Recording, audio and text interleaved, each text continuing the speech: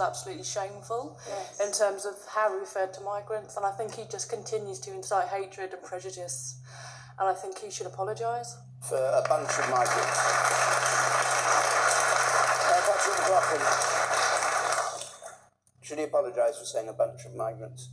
He said a bunch of migrants. I don't think that's his description of what Jeremy Corbyn had surrounded himself with when he went marching over not Calais. a bunch of migrants. When he went people who face much worse than you'll ever face in your life. When he went over to You don't Calais. really believe The that. simple fact You is really don't that believe that. we're a moral nation and we need to fulfil our moral responsibilities. I'm proud to be a member of a government that meets its commitment as far as 0.7 of GNI, gross national income, on our overseas aid budget. The first government, Yasmin, to do that. We're the second biggest. We're the second biggest bilateral donor in humanitarian crisis to Syria, more than any other country is doing, over £1.1 billion. We've sent the Royal Navy into the Mediterranean to try and turn some of these boats back so that people do not get drowned and don't come into terrible danger. This is a huge problem. We don't know.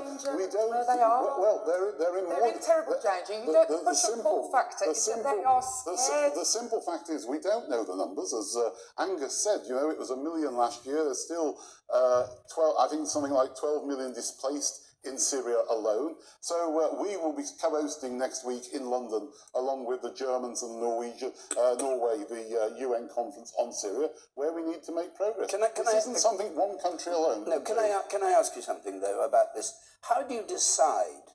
How do you answer the question of how many more refugees Britain can absorb? Is it a matter of the money? Is it a matter of welfare, the facilities in this country? As a government, what are you doing when you sit down and say, we'll take 20,000 over 5 years? Part of the money is what we're already giving to some of the camps and supporting Syrian families already in some of these displaced camps. So, as I say, we are the second biggest donor after the United States. Yes, you've said that. No, I know I said that, but it is actually quite an important point. But you've heard the appeal from... in interruptions from the right here about there are hundreds and thousands and millions of people. We've taken a view that 20,000 is what can be accommodated. We said we'd do 1,000 before Christmas. That was done, that was fulfilled. And we've said that we will take some more of the displaced children. But we've also said they should be taken from the camps and not necessarily those that have been brought into Europe. All right, Jess. I mean, the answer to the question is, of course, we should take as many as we can. And the way to decide what does that mean? How we can afford it, as I was about to say, is to look at our areas. So I live in Birmingham, and if Birmingham City Council takes a genuine look at what school places are available, what housing is available, looks wholesale at where we could fit in more, and we all tightened our belts a bit and did it, we could take a certain number, and that number needs to feed in. I bet there aren't any living in Whitney in David Cameron's constituency, but it's always the poorest people in this country who have to suffer the effects of migration. I want everyone in every part of this country to look at what they could offer, because there are 4,000 children who have already settled in Italy, have gone missing, expected to have been trafficked for sex. Those are children. Imagine if that was your children. And we should take our fair share of the 26,000 children in Europe, and in the UK, that's 3,000 children. There should be no question. Okay.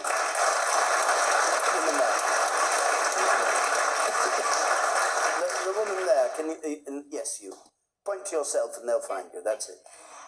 Yeah, I mean, I just think it's a disgrace. And for you, the Tory guy there, to just keep sort of saying all these figures and we've given this and we've given that, you know, that isn't the point. It's what you guys are saying.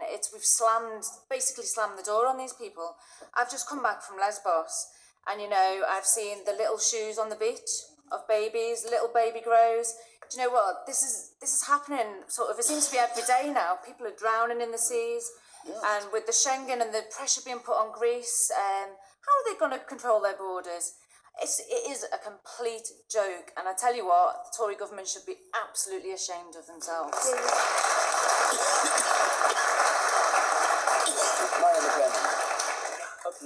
Of course the UK can afford and could cope with more refugees. And it's easy to say that we should take more. And we should take displaced children from the camps, both in Europe and in Turkey, Lebanon and other places.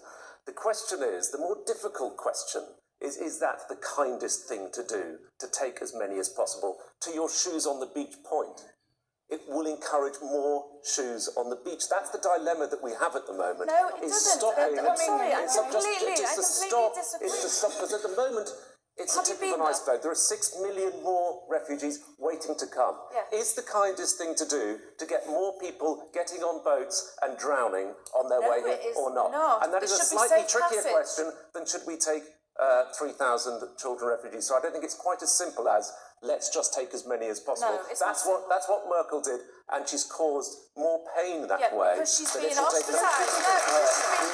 Because Europe hasn't. All right, the man in the second row here. You.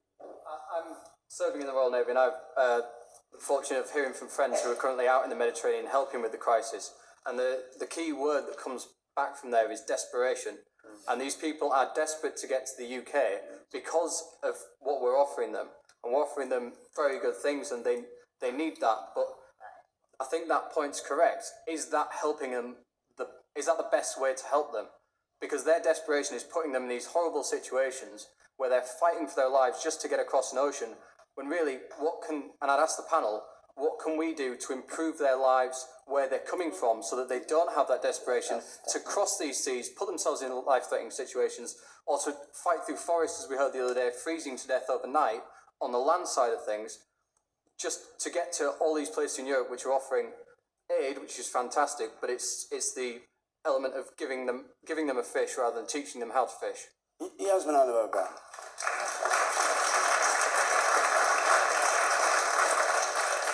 Yesterday was Holocaust Remembrance Day, and this month we have seen Europe, the UK, painting the doors of asylum seekers red, putting wristbands on them, and the worst of all, Denmark, suggesting that they're going to take their few precious bits that they managed to smuggle out.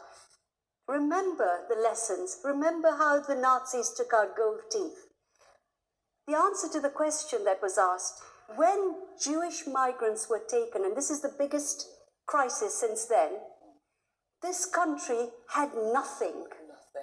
Nothing at all. We are still the 7th richest country in the world. And I so agree with Jess that if it was actually people, ordinary people across Europe have been amazing. They're turning up at the camps.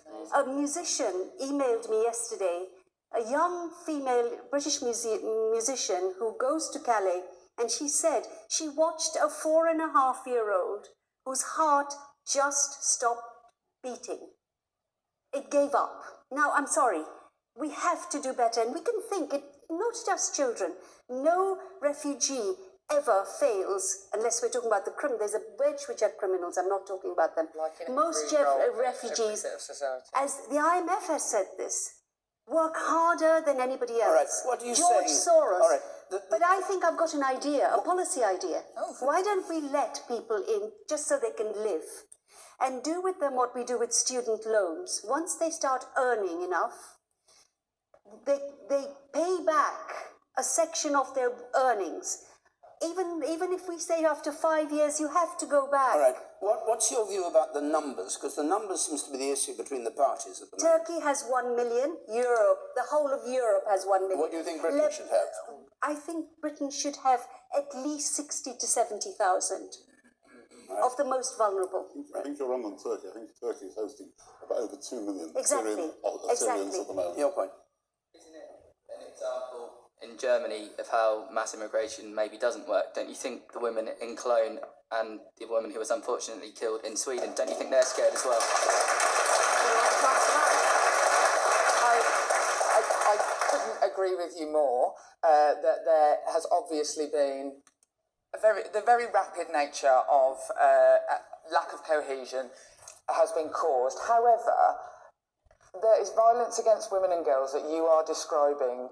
A very similar situation to what happened in Cologne could be described on Broad Street in Birmingham every week, where women are baited and heckled. Now, we have to attack what we perceive as being patriarchal culture coming into any culture that isn't patriarchal and making sure we tell people not to be like that. But we should be careful in this country before we rest on our laurels when 2 women are murdered every week in this country. I'd just like to hear a lot of hands up. Anyone who does doubt that Britain should take more, in other words, feels there's a problem. There was a lot of applause when the young man here spoke. You've spoken already. Anybody else who takes that view? Yes, the woman in yellow up there. I think it's all very well taking a lot of these children in. However, who is going to be left to build Syria up again? Yes. So what do you think should happen? The government policy is to put the money into the camps near Syria. You think they're right? All the time that we've got immigrants coming here, I'm afraid I think it just encourages more. You know, Europeans went all over the world.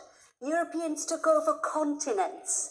All right? Do you remember that? Australia, New Zealand, South America, North America. How is it that we can now deny just safety? Those people they want to go back when it's safe. All right, the man up there, and then we'll move on. Yes. Also. There are a few fundamental issues at play here. Firstly, there have been 3 different terms used for these people: asylum seeker, refugee and migrant, all of which appear to be disparaging.